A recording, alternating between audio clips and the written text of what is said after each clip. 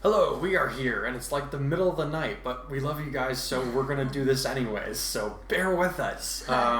So we're going to start off with reviews from, some of them came in a little late, so we'll be doing from chapter 10 and 11. Okay. But who we got first? Cool. Fairy Sing Girl. Awesome. I like how Izuku and Kurai were training together before the sports festival, and then Todoroki declaring war on both of them before the sports festival was ready to start. I also like how Kurai's speech, I liked the speech that he gave too. At least it was better than the canon when Baku just said, I'm going to win. I just want to tell everyone I'm going to win.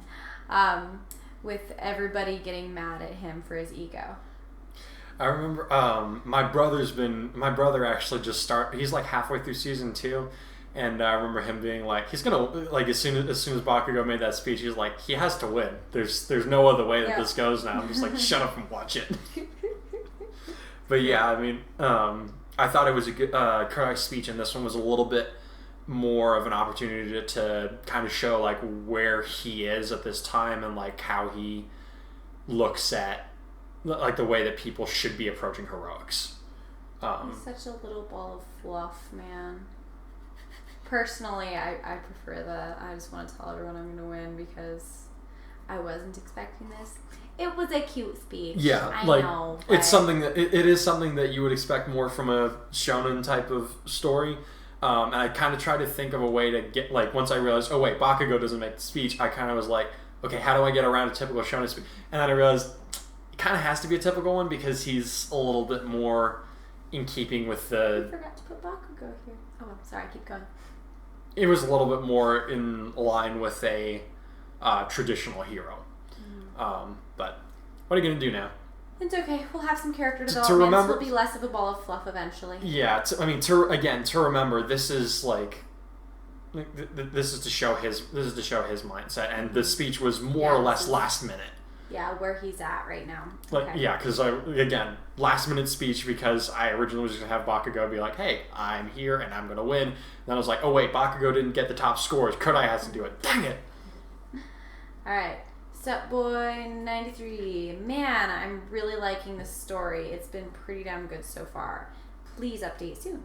Well, I've updated. I've updated once and I'm about to update twice here in a minute. So I hope you're enjoying this. Alright. Yamajiji says, interesting. I didn't really predict them partnering up, but I bet they're going to be pretty awesome.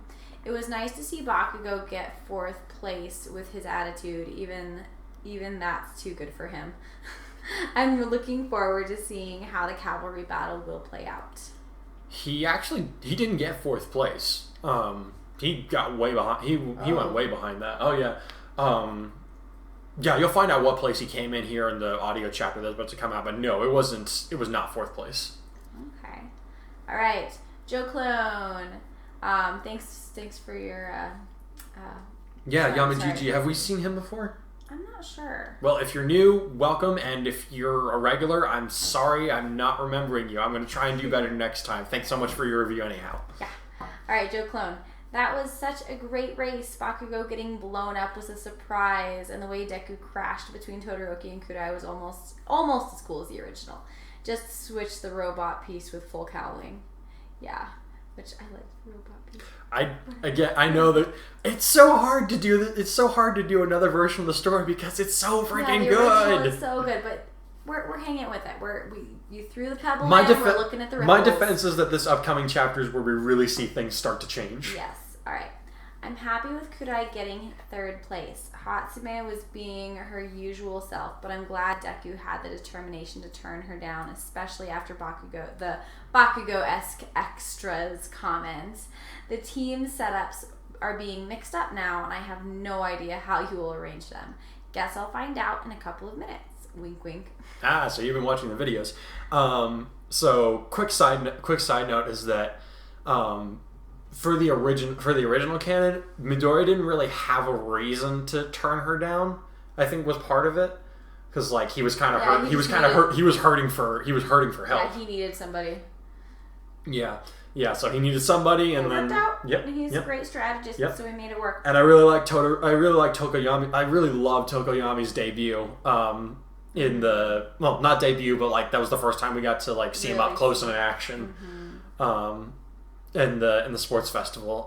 So it was a little bit of a shame that I couldn't do that again, but I had to change something, and if Kurai's going to be in there, Tokoyami made the most sense to get rid of, for lack of a better term. But he still gets his moment to shine. No worries. Alright. Meijin Lightis, great chapter mate. Can't wait for more.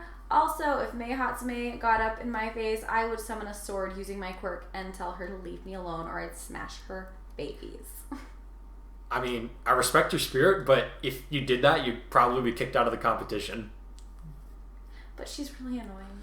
But she's also brilliant. She's also. Have you ever met a brilliant person that wasn't annoying in some factor? Okay. I rest my case. Alright.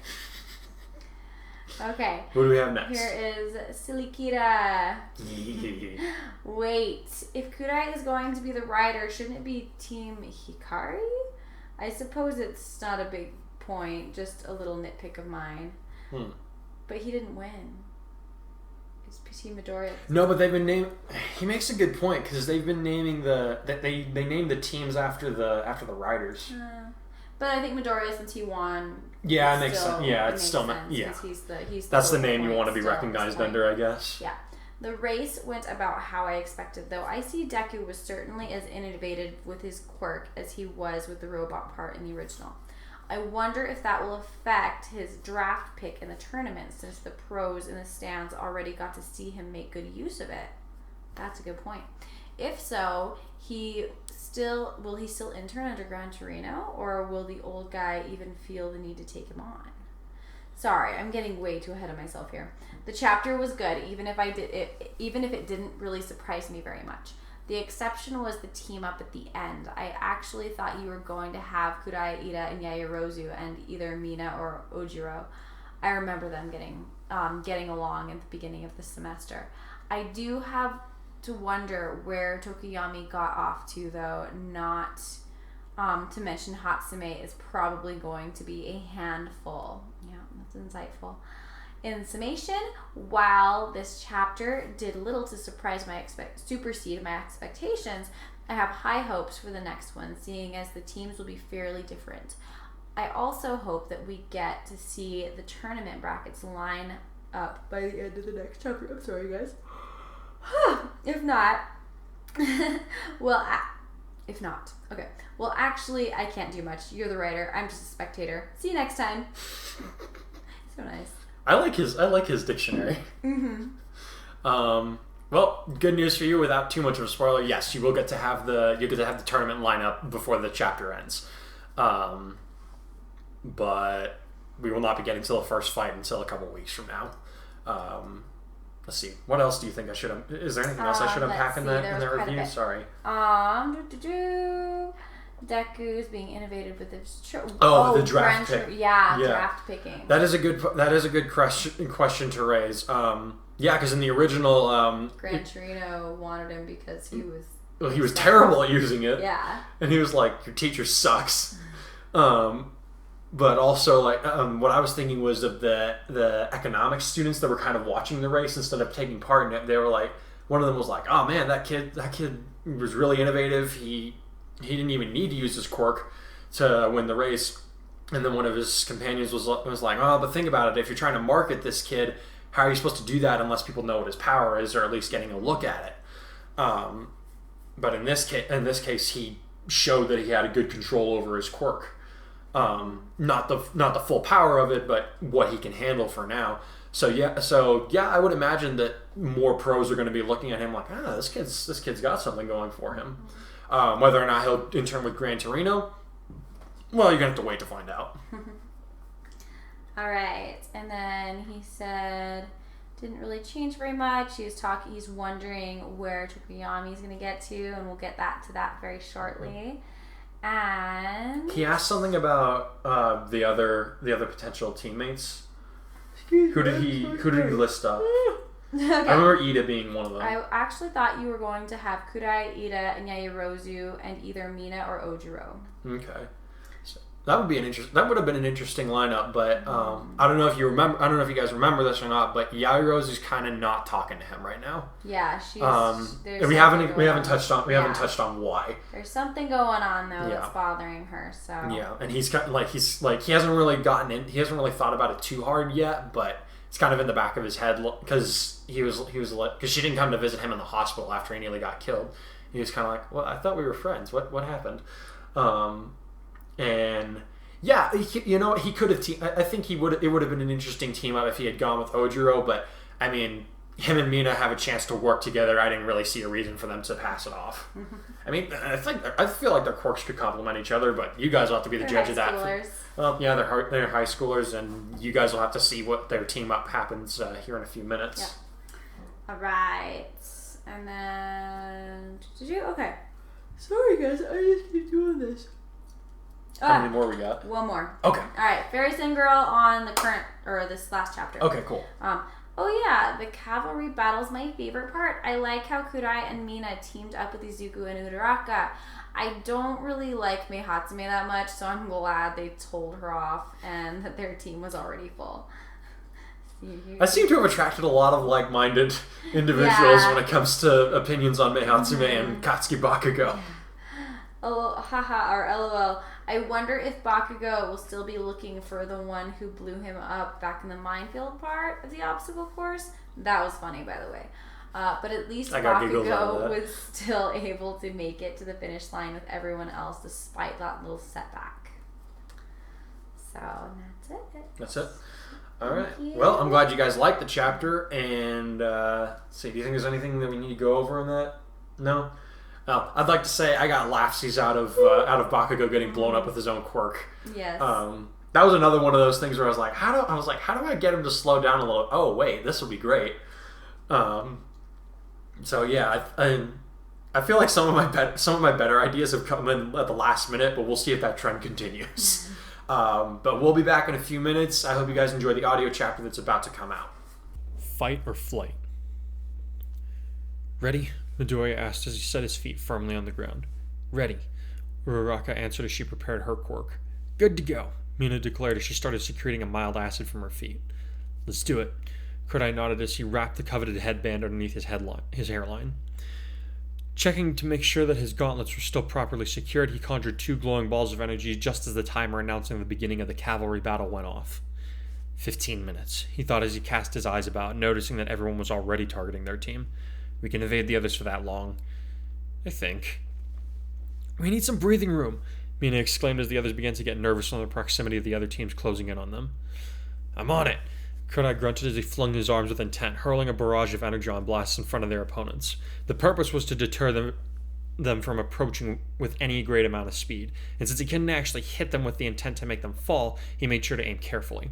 The series of small explosions that erupted across the field mostly did the trick, with a few notable exceptions.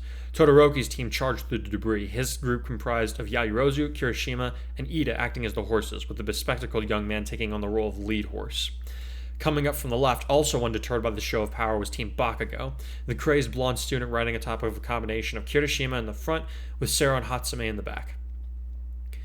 Wait, why'd Hatsume team up with the guy that came in 18th? Uraraka shouted in surprise as Kurai urged them to get ready for a jump. Bakugo's attitude sucks, but his power is no joke, Kurai replied as he checked to make sure that Midoriya was getting ready to make the leap with full cowling. He was. Kachan's quirk is also easy to spot, so it stands to reason that Hatsume would team up with him if she wants to get noticed. The green-haired boy added as verdant lightning danced across his body. We're all set. Sorry, Midoriya, but you're going nowhere fast, Sero shouted before he extended his arm and wrapped his target up in strong tape from his elbow. I told you you'd regret not teaming up with me! Mei laughed maniacally as she fired off some kind of tripwire that wrapped itself around Mina, who squawked in alarm as she was caught. If I take down the guy in first place, everyone will see my babies for how brilliant they are! The only one who's taking anybody down is me! Bakugo roared as he launched himself forward unexpectedly, leaving his team behind in a cloud of smoke that seemed to surprise them as much as his opponents. He stretched out his hand as he flew at Kurai, his eyes wild as he screamed, Die! Reverse jump! Kurai shouted. We're on it! Midoriya yelled as he heaved mightily, flexing his muscles to snap Sero's tape like it was wax paper, while Mina melted through the wire and trapping her, even as Uraraka erased the group's gravity, so that Midoriya only had to lift her weight as he jumped back and out of the reach of Bakugo, who cursed as Sero's tape snatched him back from hitting the ground. Underneath the escaping team, several groups looked up at them with surprise. Guys, we're going to be landing soon, Uraraka alerted them. Wait, how do we brace for a backwards landing? Mina asked desperately as she bent her knees to absorb the incoming impact. We don't, Kurai asserted as he readied his quirk. Get ready for a forward landing on my mark. Mina, calibrate. Ready? Set, she called up almost immediately after that. The phrase was used by them during training in order to coordinate each other's current reaction times, so that if one of them needed to call for a maneuver from the other, they would know exactly how quickly the other could respond. And in a situation like this, timing was everything. Judging distances with an eye that had been honed to a practitioner's level over the course of the last 10 years, Kurai unleashed twin beams of energon behind them, generating an explosion that changed their reverse descent into a forward one. Now! He shouted. Mina sprayed a coat of mild acid in front of her, allowing them to slide further forward and away from the handful of student teams that were already chasing after them. Their opponents, not knowing entirely what it was, either tried to avoid the liquid entirely, or wound up slipping and sliding through the grayish substance. Kurai's team could smell burning rubber, but Mina had assured them that this substance wouldn't eat through their shoes as long as they didn't have to resort to a tactic too many times. The issue is, most everyone is out to get us, Kurai thought as sweat lined his brow. Glancing at the clock, he realized that not even 3 minutes had passed since the second round had begun, and already they were having too many close calls. We need to change tactics, he thought grimly. Alright, if we keep running away, we're just going to tire ourselves out, he told the others. New plan. Go on the offensive. Are you crazy? Mina shouted back at him. We need to defend your headband to the death, not be going after people when we've already got enough to worry about. Precisely my point, he countered as he blasted a spot in front of a charging trio that were aiming to sideswipe them, forcing the other students to swerve away. We have too many people to worry about already. At this rate, one of us might make a mistake that costs us our ticket to the finals. We need a backup plan for if we lose the 10 million headband. He's right, Midoriya agreed. Pros always need to be planning ahead for fallbacks and unexpected consequences. Who do we target then? Uraraka asked. Whoever comes near us! Kurai roared as his hand shot out, punching a purple-haired student in the face when he came too close, using his other hand to grab at his headband and rip it free as they recoiled angrily.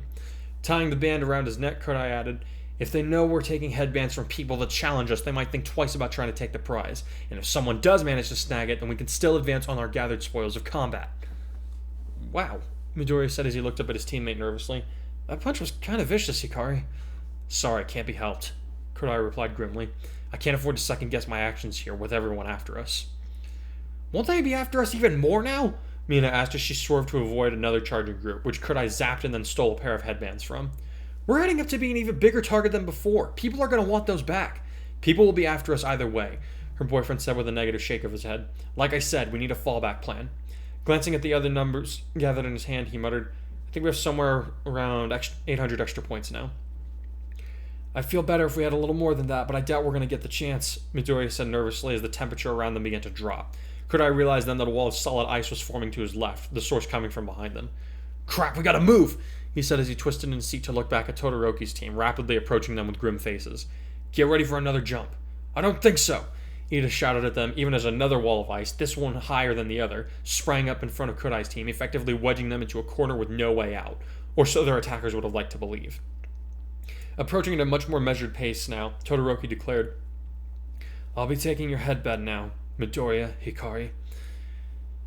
Not happening, Kurai said stubbornly, noting that the half-and-half team had already gathered a few headbands himself in addition to his own, worth 665 points. In a lower tone, he added, Stay on his left.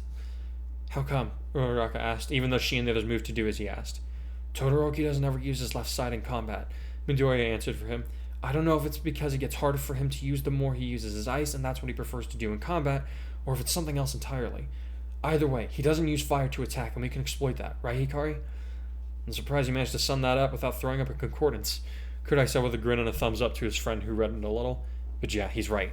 And thanks to this ice wall, it'll take a while for any other students to get in, if they even can. By my estimate, we've got a little less than 10 minutes to go, so the longer this drags out, the better it is for us. Besides, if things get a little too tense in here, we can always blast or melt our way out. Mina grinned while Todoroki frowned at them.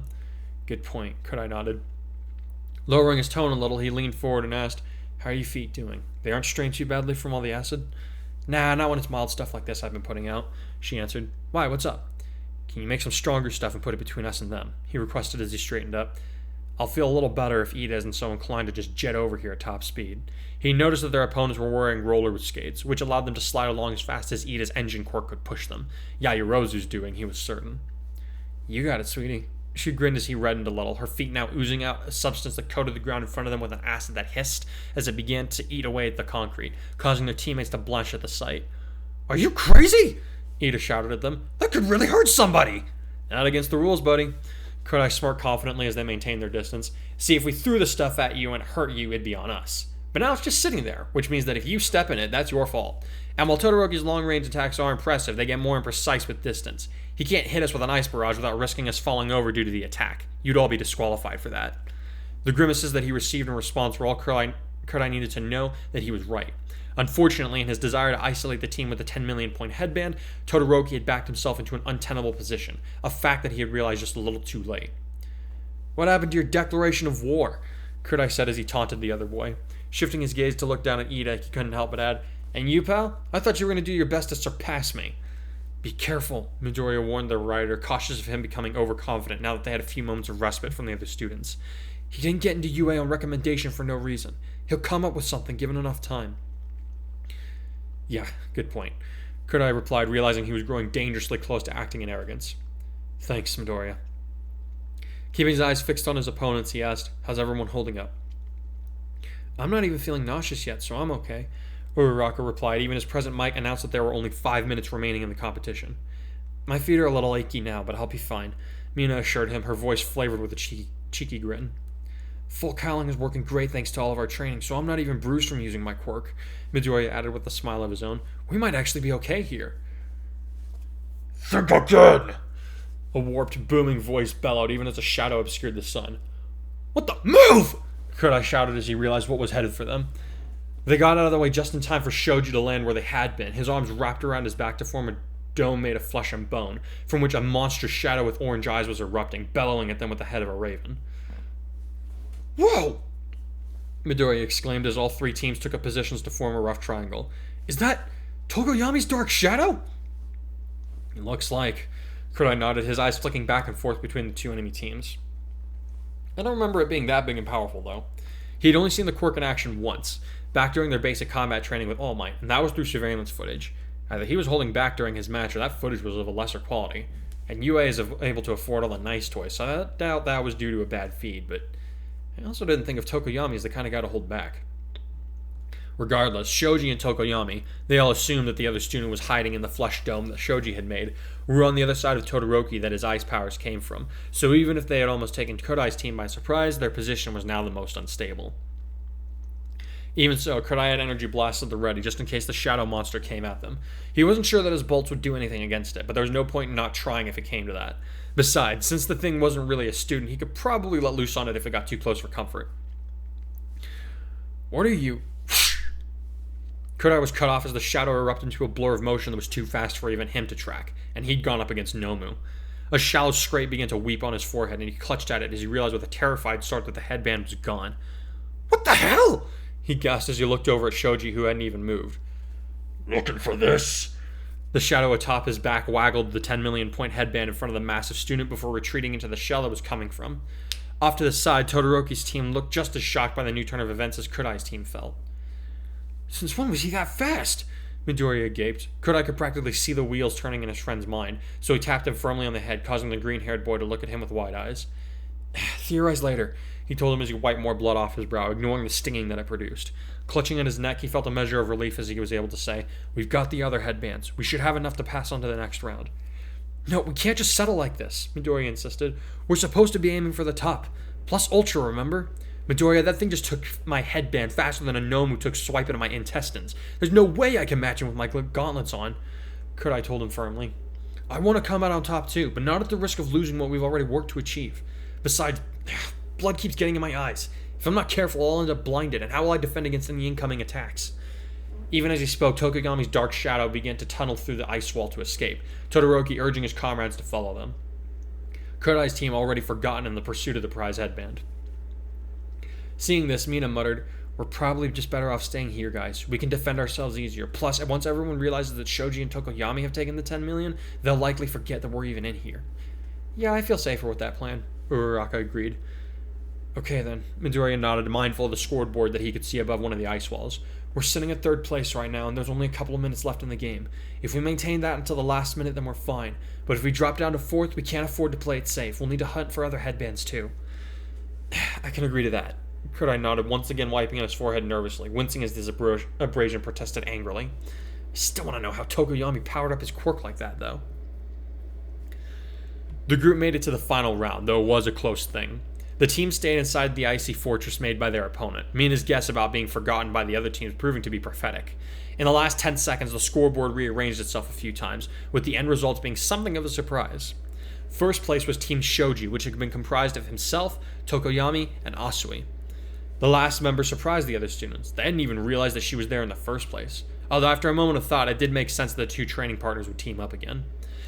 Team Todoroki came in second quite handily, followed closely by Team Bakugo, who had made a last-minute comeback after being robbed of their points by a team from Class B.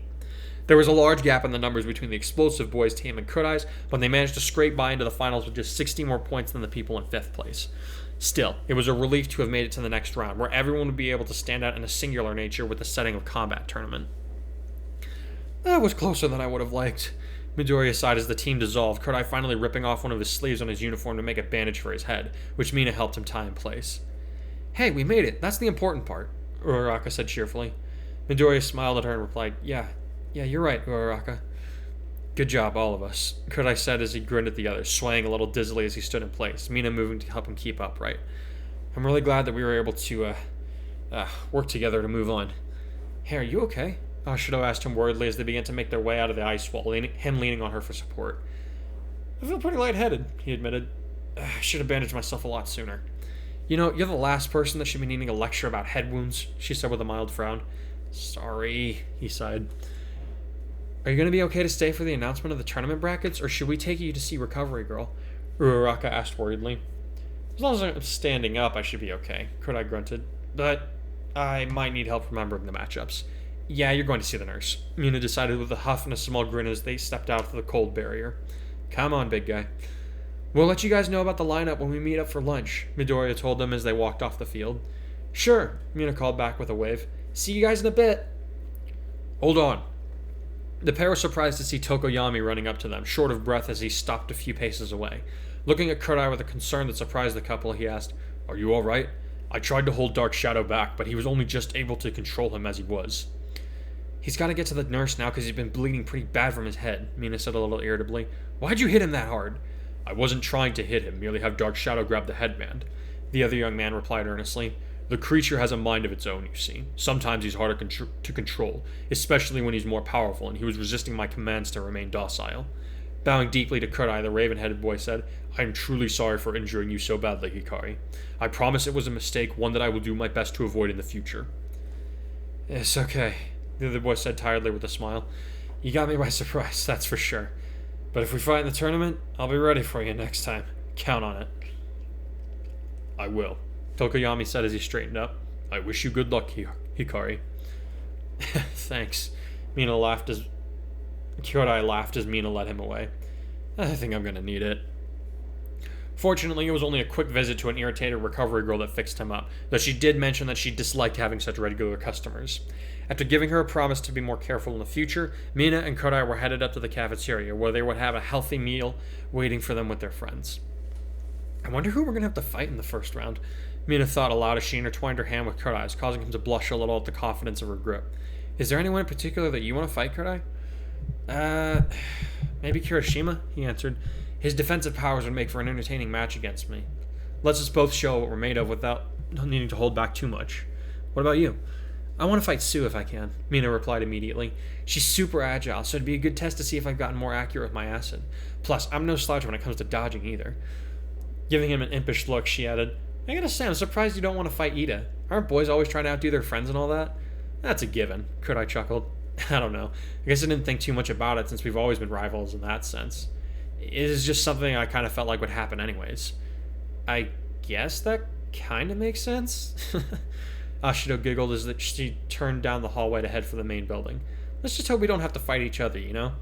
Why, are you afraid? He tried to tease her, only to see the look in her eyes, and realized too late that he had just walked into a trap.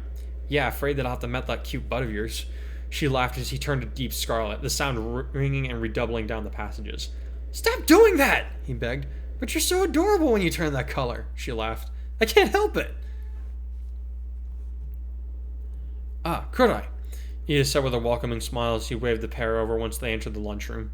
They saw that Uraraka was with him, 3 empty seats surrounding them, but with Midoriya nowhere else to be seen. Hey, pal, Kurai said as they approached their own seats, food already having been set aside for them. Congratulations on making it to the final event. Likewise, his taller friend smiled back. Sorry if I offended you before the match. It was not my intention to harm our friendship. Not at all. I get where you were coming from, Kurai replied before digging into his food hungrily. All's well that ends well, huh? Exactly my thoughts. Ida replied with a sharp nod. I have to say, I didn't expect you to include Ashido in your team with Uraraka and Midoriya, though I must admit her acid quirk made it all but impossible for us to approach you with any sort of aggression. Uraraka and I have been training with each other, so we figured we could work together. Ashido half lied quickly before Kurai got tripped up. It worked out well enough, right? Yes, indeed. Ida nodded again. Speaking of Deku, have either of you guys seen him? Uraraka asked a little worriedly as she looked at the empty seat next to her. I haven't seen him since we finished the cavalry battle. Nah, we went to the recovery girl's office, then came here, Mina shrugged. I'm sure he's probably just updating that notebook he's always using to record data about quirks that he notices. Probably, Kurai nodded. Hey, did they announce the brackets for the tourney yet? Even though the first events varied from year to year, the sports festival always ended with a battle tournament. Not yet, Ida answered with a negative shake of his head. I believe they mentioned something about extra activities for the teams that didn't advance, so it may be some time before we are told who it is that we will be fighting. Oh man, the suspense is gonna kill me, Mina groaned. Here's to hoping we can test our mettle against one another, eh, Kurai? Ida asked his friend challengingly. Just don't go running home when I beat you, Kurai replied with a good-natured smirk. I know where you live. The hour-long lunch break passed by quickly enough. Midoriya joined them about 15 minutes into it, but simply replied that he'd been in the bathroom when he was questioned about where he'd been. The 5 of them ate and talked, laughing at various stories told by Kurai and Ida at each other's expense. Kurai supposed it was fun getting to have some downtime after a morning full of adrenaline and aching muscles. Once their leisure time was up and Kurai had obtained a new PE outfit, the entirety of the freshman class was once again out in the field of the arena. Midnight stood before them on the podium, the massive screen behind her coming to life with the image of a tournament bracket fully mapped out, save for the names missing at the bottom 16 slots. Now that the preliminary matches are over with, it's time to announce the order in which the matches of the final event will be held, she declared, brandishing her whip. However, due to the uneven number of students that made it here, we have left it up to the team that came in 5th place to choose a member of their group to advance in the finals. While said group began to debate among themselves as to who should get to move on, Kurai and his friends all exchanged nervous glances. Their reason for their apprehension was obvious. Which of them would be pitted against one another? Who would they have to knock down in order to advance their standing in the tournament? These questions burned in their minds with a fever pitch for a few minutes, until Midnight announced that a student named Tetsu would be advancing.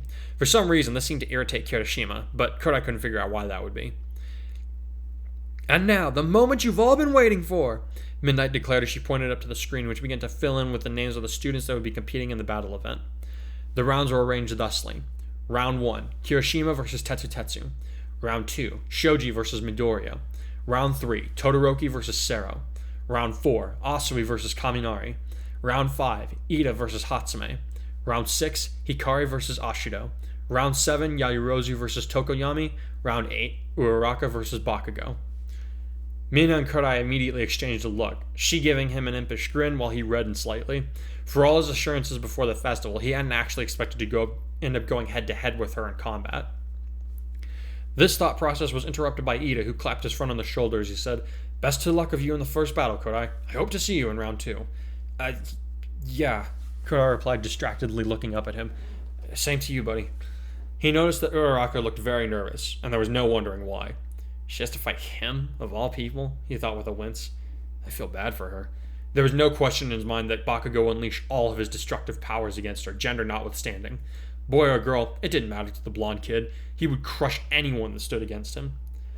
Then again, if he and I both make it to the semifinals, maybe I could show him what it's like when the shoe's on the other foot, he thought grimly. He barely registered Midnight's announcement that there would be a series of mini-games for all students to compete in, if they so chose. Apparently, it was an opportunity for students to stand out a little more to any scouts in the audience if they had done poorly in the previous events, or if they just wanted to have a little fun. Kurai knew that it would be better for him if he skipped the bonus games, especially with how much he had been using his quirk for the previous events. As he walked off the field, he was joined by Mina, who slipped her hand into his, much to his surprise. "Everyone can see," he began, only for her to squeeze his hand tighter as she grinned at him. "Let him see," she told him. "I just wanted you to know that no matter which way our fight goes, I'm not going anywhere, okay? I meant what I said when this festival started. No hard feelings, no holding back. You gonna be okay with that?" Sure. He nodded, relieved when he saw that Ida was preoccupied with talking to Midoriya and Uraraka, and so hadn't noticed Mina's display of affection. I thought we were keeping this on the down low." "I know," she smiled brighter at him, "but I also think it's important that you understand that what's coming up won't be a negative thing for us, too." Before he could get anything else out, she tugged on his arm and said, "Come on, let's go chill out before the fights get started." "Alright," he said as he allowed her to lead him off the field. "What are we going to do while the bonus events are happening?" "Dunno yet," she giggled. "We'll wing it." "You know I hate doing that." "Yeah, but you like me enough that you'll put up with it." "True." Alrighty, I hope the cavalry battle was to your guys' liking. And I'm also guessing that I'm going to throw you guys for a loop for some of the T-nuts. Now here I have a notebook where I have pages and pages of rejected teams that I could have come up with, and I ended up settling on the 4 that were mostly featured in the cavalry battle. We kind of got some other ones on the side. If any of you are wondering, the purple-haired kid that Kurai punched was Brainwash Guy. Aw. Yeah, I know. He'll come. He didn't make it into the tournament, but I do have plans for him later on down the line. So keep an eye out for Shinzo eventually. I actually spent a few weeks doing this. I was like, okay. Like, I went back and watched the episode multiple times because I was like, okay, this person will have this many points and this person will have this many points. So if I put them together in a team, they're going to have this point value. And then if they take this guy's headband, that's going to add to this. And I drove myself crazy trying to figure out how it was all going to turn out. But I hope it was worth it for you guys. I think the team that I had the most fun creating was Shoji, Tokoyami, and Asui. Because in the original, we had Mineta, Asui, and Shoji, which was a pretty interesting lineup. Their planning was pretty solid. You know, the 2 of them are kind of small, so they'll be able to fit on Tokoyami's back. It'd be harder for somebody else to get their headband. That didn't work out this time. This time it worked out even better because, you know, Tokoyami wasn't on Midoriya's team. He was hiding in the dark of Shoji's flesh dome, whatever we want to call that. And it doesn't didn't power up Dark Shadow to the effect that does like a full-on nighttime, but we still saw it exhibited as like it was harder for him to control. It was way faster and much stronger. And if somebody thinks that I'm exaggerating on how powerful Dark Shadow is, it should be noted that I think it was either Compress or Dobby later on that said that Dark Shadow like moved as fast as a Nomu or like was as strong as one. It was Compress. It was Compress who was saying he was impressed how One Boy's quirk was able to take out some of their top fighters like it was no problem. So I figured that the power scaling that it did was appropriate.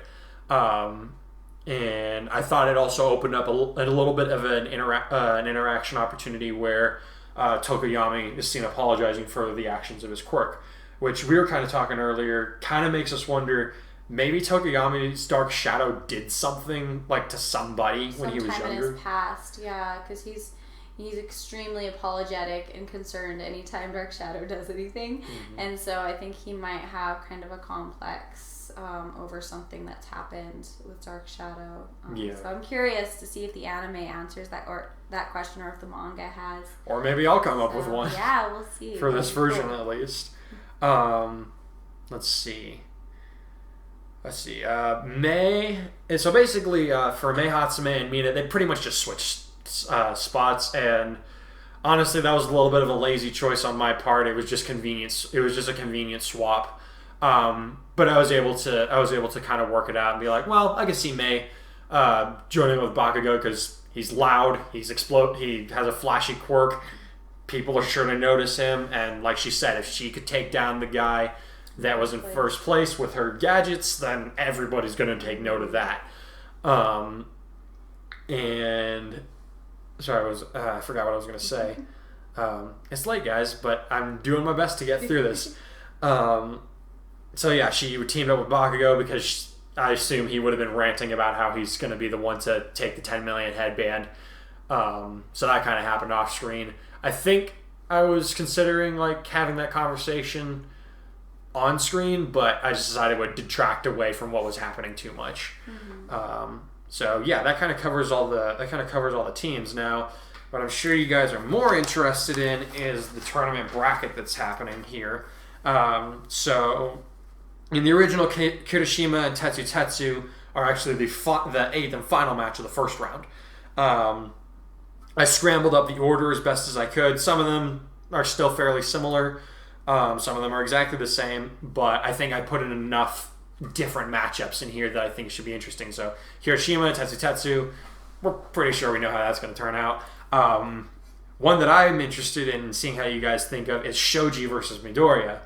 Because Shoji's kind of a big guy. But Deku does have control over full cowling. And what's interesting to me is that Shoji is not necessarily a combat type hero. If you think back on his actions, he's always kind of like he's more reconnaissance than anything. Yeah, because he uses his senses to try and he's intel gathering. But I mean, the guy's super. I'm sure the guy's jacked for a very good reason. He clearly works out pretty hard in the gym. Yeah, he had a grip strength of 560 kilograms when they did the quirk aptitude test. And that was just with the 3 hands. Like he wasn't doing this; he just did it 3-handed on one side. Wow. So I'm just like, yeah, that guy punches somebody, that's gonna hurt. Yeah. So Deku's gonna have to stay on top of his toes with that one. Todoroki's gonna fight Sero. We definitely know how that was gonna go. The next one's gonna be Asuri versus Kaminari. Now, Kaminari in the original one fought the girl with the vine hair.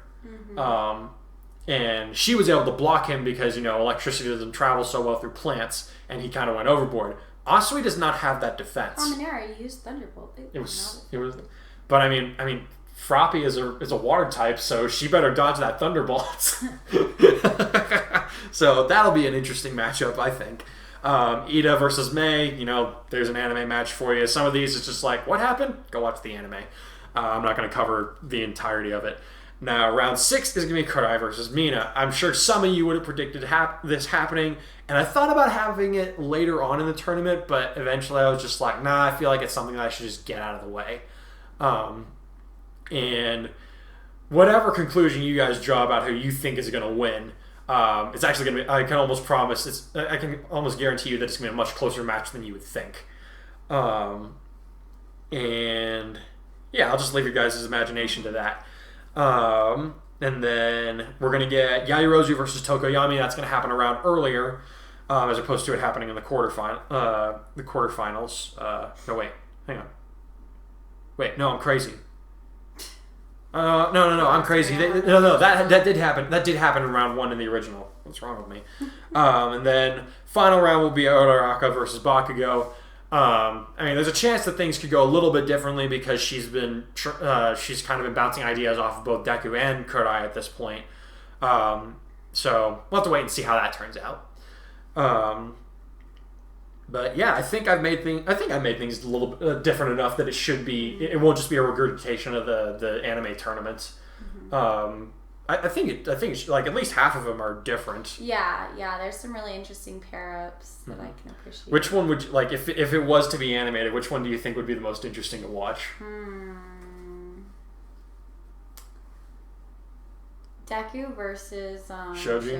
Yeah, I was actually I was thinking the same thing. At first, I was like, maybe Kurai and Mina. I'm like, no, this one's gonna. He's gonna have to. Deku's very good at thinking his way around, and he's definitely gonna have to do that with Shoji. Yeah, because Shoji's very smart also. Yes. And he's very astute. So it would be interesting to see a battle of the minds between those two. Yeah. And that one will actually be like I said, Kirishima versus Tetsu. If you want to see how that one turned out, go watch the anime. You guys can definitely look forward to seeing Shoji versus Midoriya next chapter, which will be up in a couple of weeks. I think that covers everything. Yeah, I mean, we went, after the fact, they go to Recovery Girl, he and Mina are holding hands, no big deal. They're still trying to keep it hidden from Ida because he Yeah. doesn't want, Kurai doesn't want Ida tearing his head off. High school drama. But yeah, so... High schoolers are dumb, man. Why were we like that. I know we were, but why were we so dumb? Yeah, it's a stage. It's a phase. It's not a phase, Mom. It's who I am. I may be losing my mind. I'm a little tired too. I'm trying to think if there's anything else. Recovery Girl is very agitated, but nothing. Yeah, at least she's not threatening not to heal them. Yeah, she's just. I think she's the kind who probably. I wouldn't be surprised if she handles like mental health care stuff with them too, because she's probably like She's actually not the school counselor. She's You know who the school counselor is apparently. Mike. Nope. Mike. It's the dog guy. The dog guy. Yeah, the one that forgets how to speak if he gets angry. Oh, that guy. Yeah. Yeah, the one that got all mad at Deku for going and fighting fighting on the day of the festival. Well, apparently he's the school counselor. I mean, if anyone needs to know how to handle emotional regulation, it's that guy. I guess. He must be able to articulate it pretty well. I remember reading that. I was like, you gotta be kidding me. This makes no sense. Oh wait, it does make sense. Yeah, that's funny. All right. Well, either way, she's concerned for their well-being, so she's upset. And yeah, we're just getting ready for the tournament. Yep. So yeah, look forward to Shoji versus Midoriya, and look forward to Akarui making an appearance. If you don't remember who that is, that's Kurai's smartass little brother. I love him. He's one of my favorite characters. He's gonna do some pretty interesting things. Hey. But all right, guys, thank you so much for watching the show, and I hope to see you guys for the next one. Remember that this will be released on a physical format on Fanfiction in a week, and you guys are free to leave your reviews then, and we will get to those reviews next video. Anything else? No. All right, guys. Have a good night, day, afternoon, whatever time it is for you. Stay plus ultra.